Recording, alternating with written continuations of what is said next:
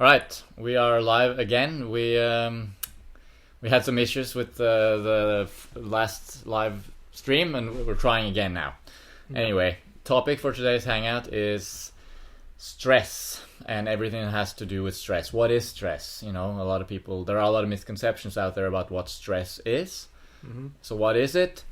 We had some issues. How does it impact our lives? I know a lot of people think that stress is only a bad thing, whereas in reality it's actually a natural and healthy part of life.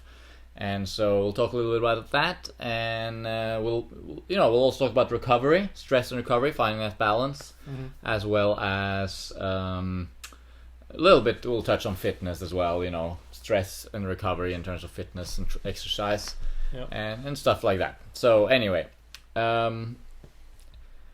If you're watching this recording on YouTube, you should know that we do this like a live thing on Patreon. So if you want to join the next one, you can head over to patreon.com/sweetnaturalliving, and you can join us live in the chat. Right now, it looks like maybe we don't have anyone in the chat. We'll see. Which goes to show again, you know, the Patreon community is a pretty small community, which is cool. Sophie is with us. Hello. Oh, good that you found us. Yeah.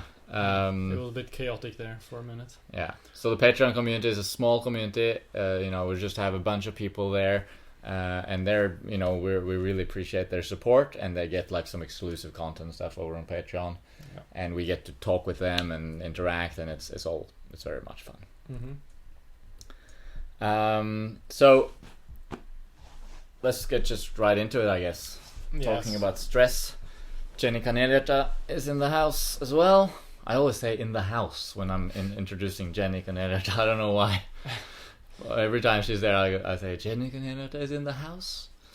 Yeah, well, she is. Well, we're glad to have you guys with us, because we were afraid we might have no one with us today. And we messed up the link and I don't know.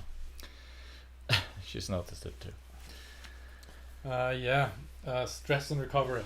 I find that basically it's a very fine balance between optimal amounts of, first off, there can be good. No, I would say all stress is neither good or bad, really. It's just the amount of it that you can handle. Yeah, so how much can you recover from that relative stress? to your recovery, basically. Yeah. Stress to recovery, that is what matters. Jenny says she's excited for this topic, and that's good. Feel free to, both of you, Sophie and Jenny, anytime you have an idea or question or comment, please just comment away, and we might see the comment and then answer it later. Right, if we're in the middle of something, and tell us if the video or audio goes weird. Yeah, please tell us. We have some weird messages there. Stream status bad. That's what we are seeing right now. Could I start the stress thing with an analogy of stress that I find is very good? Yeah. Stress is like a bucket with a hole in the bottom. And that bucket is continually filled with water, as water being stress. You fill it, and if you fill it too fast, the water will not be able, it will overflow despite it running out from the bottom. If you're continually adding a little bit, it goes out, and it's okay. The water level stays stable. If you're not putting enough in, you get an empty bucket, which sucks. No one wants an empty bucket. No, you don't want an empty bucket. So you want that perfect amount of, that's a really good analogy, perfect amount of stress in going into the bucket without it overflowing. Yeah. Because of that. And that valve at the bottom, that's your recovery. Yeah, right? And that hole or valve is depends on how healthy you are, how much sleep you're getting, how much you're eating, 1,000 other factors. Yeah. So with that, let's say, what is stress? Let's define it from a somewhat scientific point of view, I guess.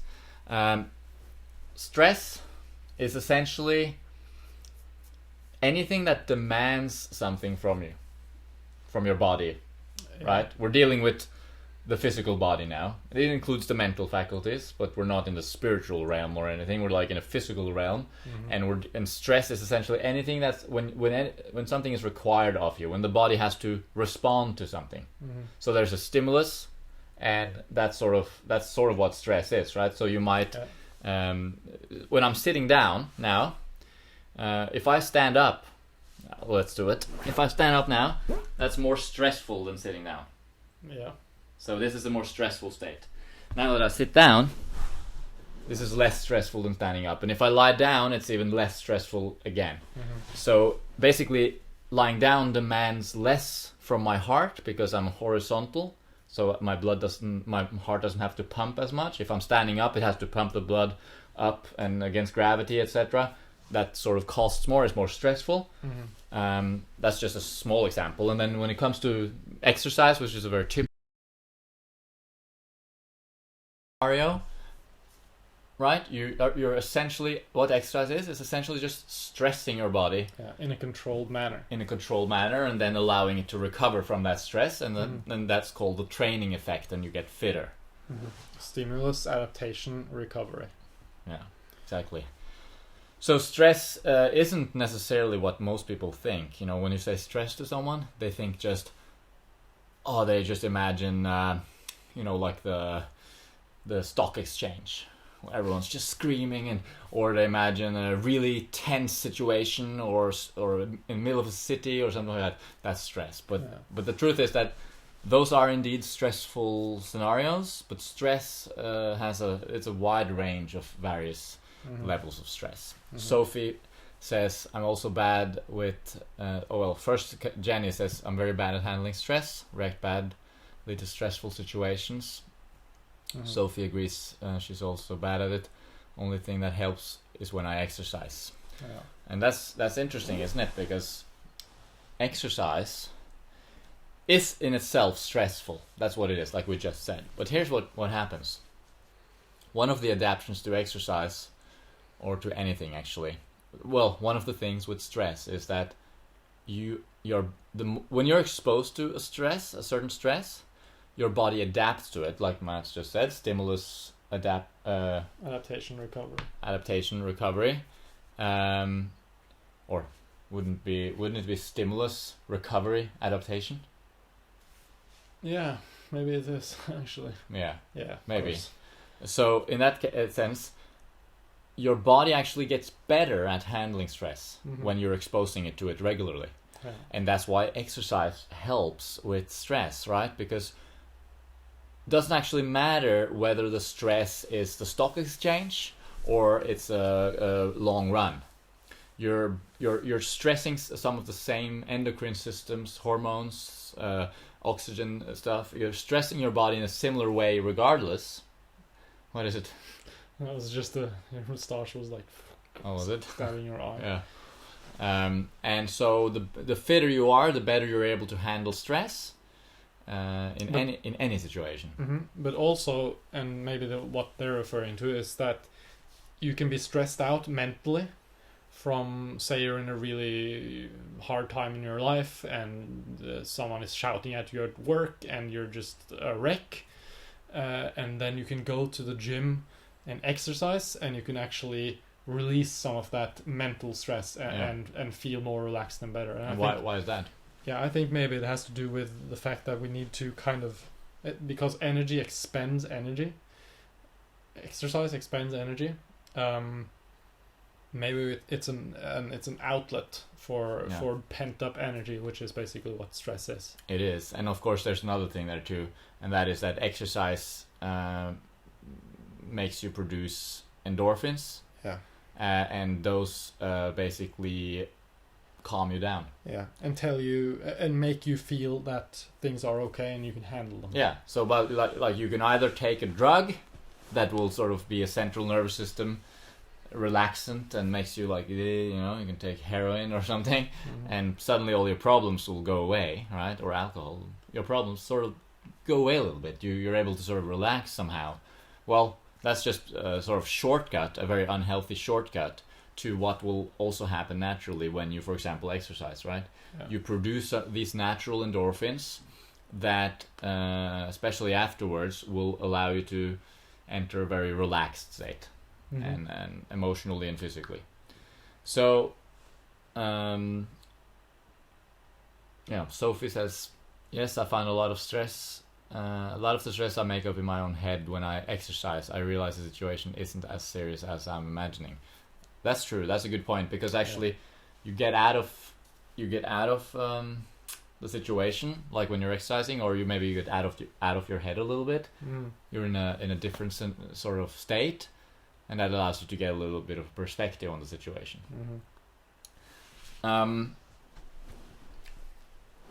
Here's the thing with stress, though. As we just said earlier, with the bucket, it has to do, it's very important to have enough recovery.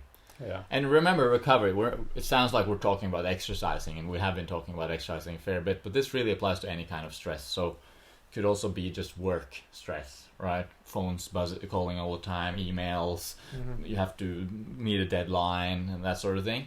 That's stressful. Recovery is really as important as stress. And, actually, let me back up a little bit. Before we get into recovery, let's just explain how stress is essential in life. Right? Like I said initially, how stress is looked upon as a bad thing. Like, it's bad. You don't want stress. Reduce the stress levels. Reduce the stress levels. Well, if you completely you can't actually do that, because, as I said, just being alive is a stress in a sense, in the right definition of the word. But if we reduce all kinds of very stressful experiences in our lives, life isn't even that's like just taking life out of life. That's like it isn't worth living like that, because it's super boring, and you will only deteriorate. Right? Again, if we use the exercise example.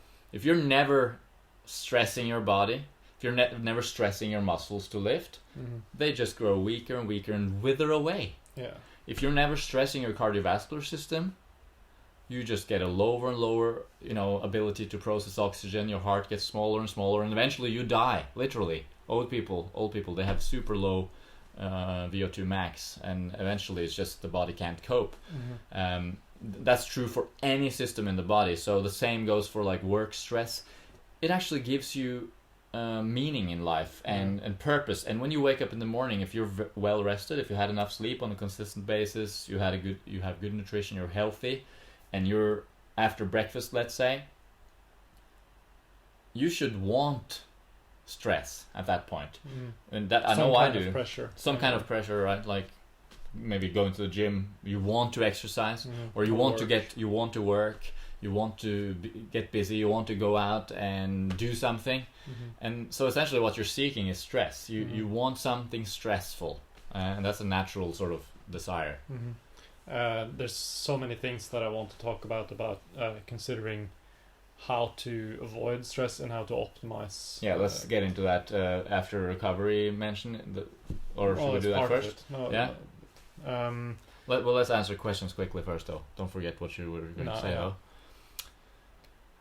Yeah, it's just Jenny is saying that I think it's important to have times where you do nothing, no obligations, free to just be. Yeah, and that brings that's one of the things I was thinking about, really, how having times every day, or at least every week, there's a reason for having a weekend. It's not just for fun. It's an extremely important part of being able to handle stress when it happens. Right. Having times where you know that there is no thing that has to happen. You might do a lot of stuff. You might exercise. You might go for a walk. You might make food all day, whatever. But there's no obligations, like she's saying. That's an extremely important thing, and we've come to realize really over maybe the last year how important that is. Yeah, definitely. We both struggle to get that one free day every week. Usually something comes up and we end up not doing it. And because I have, I'm working every day of the week and I'm training a lot, and I have my guitar students on Saturday. But I do have my Sunday day off, sort of. But then again, I have a long run planned usually on Sunday, so the training, you know, so I'm working on implementing that in my life, and it's super important. The days that I'm able to do that, like I have a complete day off, no pressure, it really gives you it's recovery again, right? You're able to recover from what you've done in the other days, so that you can go at it hard again the next day. Yeah, and it's quite amazing how much 24 hours can do in terms of recovery. I mean, 24 hours off the gym in many cases can make you be totally ready for a complete, really hard workout again. Yeah. And the same goes for work. So we're talking about recovery cycles essentially. Yeah. With anything we do, there's a cycle. For example, if you're overworked, if you're like working super long hours, 6 days a week for months, even years, a weekend isn't going to give you enough recovery from that to be able to be back on Monday and just be like, yeah, I'm ready for life, I'm going to work hard. You might need as much as a few months or a year even, or several years. If you're really deep into being overworked, you might need several years. Yeah, it's like the ocean, where there are waves within waves within waves. Yeah, there's always these different recovery cycles. Yeah. And the analogy for fitness then is that overtraining, basically. So if you're deeply overtrained, it'll take months, maybe years to get out of it actually. Whereas on the other hand, you have a day-to-day recovery cycle and a week-to-week recovery cycle. And for example, for me now, training-wise, I've been having a big build-up for my half marathon, working hard all summer. Then I did the half marathon, and now for the last 2 weeks I haven't almost run anything. I'm sort of in a recovery mode from the half marathon. But more importantly, I'm implementing these because I had a little bit of an injury. I'm sort of using these weeks as my downtime for the year. So I'm doing my yearly little break now, and that's super important to be healthy and perform well. And so, well, yeah. Did you say? Can I talk about another point? Yeah. Nutrition.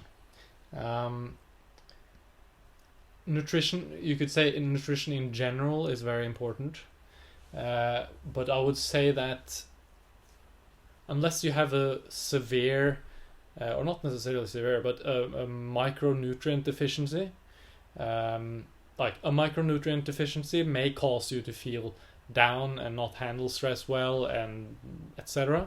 But I think in the largest thing ever in terms of this is calories.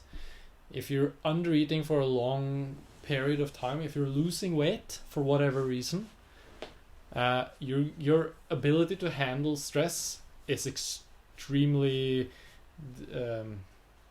down. Yeah, down regulated, or I mean, you're not as able to handle it. Yeah, being hangry, everyone knows what that is.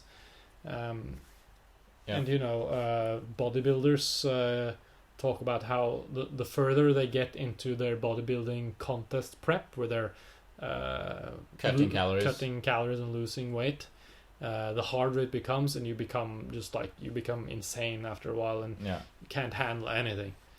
So that's important to keep in mind, that you know, you might not be. You need to make sure your nutrition is on point when it comes to. Yeah, you know, it's almost like the cycle thing again, in a sense that calories is more of like a short-term thing, whereas micronutrients is a long-term thing. Yeah. Because, and Sophie asks, are there any micronutrients in particular that cause this? And the answer is probably no. It's because the thing here is that health is what matters. So health essentially means that your body is whole. Health means whole. So when your body is healthy, when your body is whole, it has all it needs to create everything and to manage everything and to repair things in the body and to bounce back. Because anytime you do a workout, or anytime you go to work and you stress a lot, you're tapping into some of your vital reserves, so to speak. There are hormones that are produced in order, like cortisol, adrenaline, and they actually help you. Like cortisol, for example, has a bad reputation. Like, oh, cortisol is bad. You would die without cortisol. Yeah. Cortisol is like an essential hormone that actually helps you deal with the stress. So you get a stressful situation. There's cortisol. There's that's like sort of the long-term stress hormone, whereas you have adrenaline is like a bam, like a fast hormone. So if you have a sudden stressful reaction, you'll produce adrenaline and other hormones, and that will actually tell all your cells in the body to get ready. It's what they call the fight or flight response. And so suddenly, you know, your whole body is turned on. And if it didn't have that system, you might be in a situation where you needed to act, you needed to react quickly, but you didn't, and you'd end up dead, right? Like in a fight, or like attacked by a bear, or a situation that suddenly requires your focus, right? So these hormones are very beneficial. But here's the thing: when you've taxed those systems because of a stressful situation, or because of a long run, or, well, if you take a long run as an example, you've stressed those systems, the endocrine system. You've depleted your body of glycogen, nutrients, etc., etc., etc. Then what happens afterwards in the recovery phase is essentially getting whole again, right? You've now you damaged the body, so to speak, and now the body needs to return to being whole again, or even better than it was before. That's the process of supercompensation, and this process is essentially health in a nutshell. That's how the body works. You break it down, it builds itself up again, maybe even to a higher level depending on the stimulus. And so this is why when I say calories is short term and micronutrients is long term, is because right after a stressful situation, the main priority is just to get those calories back in, get the glycogens back in, return your body to homeostasis.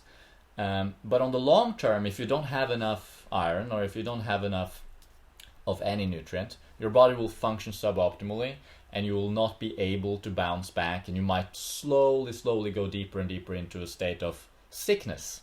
And you might not be able to train, and you end up overtrained. You might not be able to work, and you end up overworked, even though you're not actually working that much, for example. Yeah. So they're both important. They're equally important, but yeah. Jenny asks, says, I know so many people with elevated cortisol levels. Yeah, it's very common, and you typically notice it. People notice it at, like, they wake up in the morning like 4 a.m.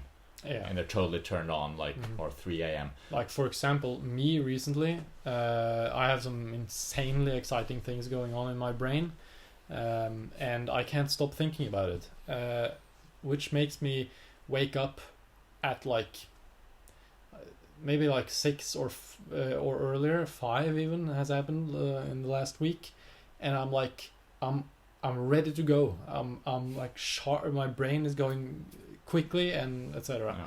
And you know, that's cool and all, but it's only gonna last for a little while. And it's not healthy. And it's not healthy, of course. Yeah, because you're burning the midnight fuel oil. Yeah, almost. Yeah. Let's let's talk about two things. Well, let's wrap it up in the next 10 minutes or so with something important, and that is essentially recovery strategies, or how to maximize recovery in your everyday life from fitness and work, and how to sort of make sure that your recovery program and your stress, the stress in your life, is manageable. Before I do that, though, I wanted to quickly just explain that something that sort of helped me anyway understand it, and that is just a simple overview of the physiology, or behind it. And it is essentially, we have a nervous system, an autonomic nervous system.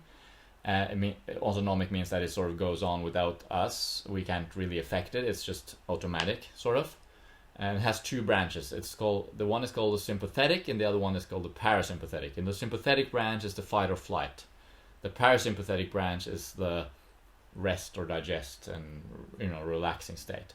And anything that sort of turns you on, anything that's exciting, or anything that requires your attention or demands something from you, basically stress, turns you on to that sympathetic mode.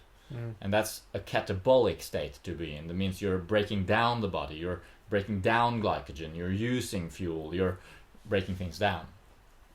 The other parasympathetic branch It's the one where your heart rate goes down. It's one when you're sleeping, when you're resting, and in the evening when everything is very calm. That branch is on, and there's a lot of blood going to your digestion. You're getting good digestion going on. You're recovering, and it's an anabolic state where you're building back up. You're actually stocking glycogen, restocking it. You're putting on fat as well. Like you're burning calories and sort of putting it here and there, and sorting through things, repairing muscle, and that sort of thing. So the point there is that, in a nutshell, the key to good recovery and handling stress is all about managing these two states, and knowing that when you're resting, if you want good recovery, you need to be really resting, and you need to turn. You can't have your phone there with like work emails while you're resting in the evening. That's going to constantly turn on your sympathetic mode and not allow you to actually rest fully. So it's really, for me, it's all about working hard, stressing, training, etc. when you're in that phase of the day, and when you're in a recovery phase, it's all about resting and recovering. So and, we are very. You can have these rest periods kind of whenever you want, but we are both really fans of having a dedicated rest and chill time in the evening, which I think is what most people do as well. Yeah. And for us, it's like religious. We after dinner, unless there's something really important, we will be sitting and doing something completely non-work related. Especially because it kind of primes you for getting good sleep. You get more and more relaxed, and when you go to bed, you're actually ready to sleep. So that's extremely important, I think. And also taking that break from work, and not doing any of that in the evening, makes you excited about it again the next day. So when you're starting it again next day, you're not like maxed out on it. You're actually ready to do it again. Whereas if you sort of do a little bit of work all day, even in the evening, I'm resting, but I'll do a little bit of work at the same time. You're sort of constantly in that mode, and that sort of sucks the inspiration out of you. Anything you do constantly will sort of become boring at one point, or difficult to continue with. So breaks and recovery is like essential to be able to be most productive. So actually, people are usually more productive when they work shorter hours. Like people that work 10 hours a day, I think it depends on the job. The job and the person. Sure. Some people might be able to do that, but I think in general, yes. Working a long day basically is not necessarily as good as working a short day and being really focused. And having many breaks, many small breaks, etc. So so recovery strategies, or how to sort of maximize this in your life. We already. We kind of touched on it. I mean, definitely sleep. Make sure you're sleeping enough. Whatever that is. We have many videos on sleep. It's probably going to be though certainly more than 8 hours. Like all kinds of studies looking at sleep deprivation essentially show that below 8 hours. It doesn't matter if you're saying like, but I'm fine with it. I can sleep 6 hours and I'm fine. Well, if you did an actual scientific test where you were having to perform certain tests and show your reaction time, etc., you'd probably not perform as well as if you had more than 8 hours. So at least like 99.9% of people. There are some freaks out there. But 8 to 10 hours, probably somewhere there. And then that thing about resting in the evening, that sort of gives you better sleep. Sophie says that she totally agrees on the resting. It's very underrated. However, I find I don't rest in the if I don't rest in the evening. When I go to bed, I usually dread the next day. That's true as well. And it's not just the rest; it's also the mental rest. Giving when I used to work in a supermarket. I used to sometimes, even like 3-4 years ago, sometimes I worked there and I had to work a shift that finished at 10:30 p.m. And I would come home at like 10:45, and I usually go to bed at like 10 or something. And going straight to bed then without having that rest period, it sort of gives you feel like you're not yourself. Like I haven't sorted through my thoughts for the day. I'm like still, and then going to bed, then I feel like uninspired about the next day. It's just like, but if I get that rest period, I sort of get to sort through everything, digest my experiences, assimilate thoughts and ideas, and then it sort of builds up this inspiration for the next day. So sleep, rest, and nutrition, as you say. So essentially health. We don't really have to go through all the different elements of health. The recovery is essentially what health is, right? You become whole again after a stress. But the thing here is to remember is that bucket idea, because what some people do, or a lot of people do, is that they get into a cycle of chronic stress, right? We will heard about chronic stress. Chronic stress means it's chronic. It's all the time. You're not allowing any recovery from the stress. And that's when any stress, regardless of what it is problematic. So the idea here is to find the amount of stress that you can handle at this point. And if you need to handle more, like if your job requires you to handle a little bit more stress than what you're currently able to, or if you're trying to lift heavier weights, or if you're trying to run for longer or faster or whatever, then you can recognize that, okay, I need to get better at this. And then you essentially train yourself to handle a little bit more stress the next time and then recover. A little bit more stress and then recover. Eventually, your ability to tolerate stress gets better and better and better. And this is a training effect, and it applies to every aspect of life. So, it's a beautiful and great part of life, stress. Without it, it would just be super boring. Because as we've said several times now, stress is not a negative word.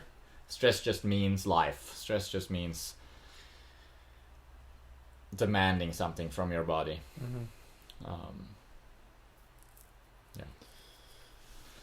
Another small thing, maybe, meditation. We both of us have not been doing much meditation, but we both tried a little bit, I guess. But I think there is a place for meditation, active meditation, in terms of being able to handle. When you say active, you mean like sitting down meditating, right?